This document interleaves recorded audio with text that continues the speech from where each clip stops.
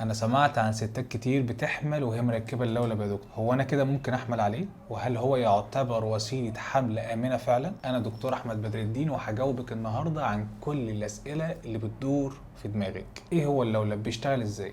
ايه انواعه؟ هل ممكن فعلا تحملي عليه ولا لا؟ اللولب بيعتبر وسيله منع حمل آمنة لكثير من السيدات، وهو جهاز صغير كده بنحطه في الرحم، ويعتبر وسيلة طويلة المدى. في 3 أنواع من اللوالب: اللولب النحاسي والفضي والهرموني، وفي ذهبي، وانت عارفه طبعا الجرام الذهب وصل كام دلوقتي. طيب اول سؤال، اللولب بيشتغل ازاي؟ اللولب بيمنع الحمل عن طريق ان هو بيمنع الحيوانات المنويه انها توصل للبويضه، وكمان يمنع التصاق البويضة بجدار الرحم. وزي ما قلنا هو وسيلة آمنة ممكن تستخدمها الست لفترة من 5 ل10 سنين.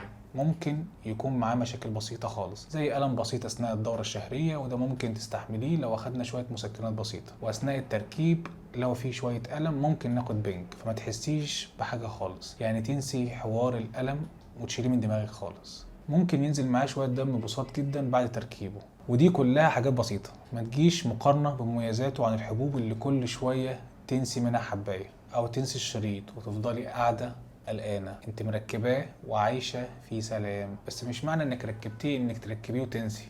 هتلاقي البيبي نازل باللولب وبيعمل لك باي باي. عشان كده لازم تعملي كشف كل 6 شهور على الأقل عشان اتأكد ان هو لسه في مكانه، لأن لو حصل حمل على اللولب فممكن يحصل مشاكل صحية للأم وللجنين لا قدر الله. من أكتر الأسباب اللي ممكن تحرك اللولب من مكانه هي دماغك اللي بتسوحك كل شوية إنك تقومي تطمني على الفتى. ما تسمعيش دماغك اللي بتقولك كل شوية قومي اطمني على الفتى، سيبيها في حالها واللولب هيفضل في مكانه.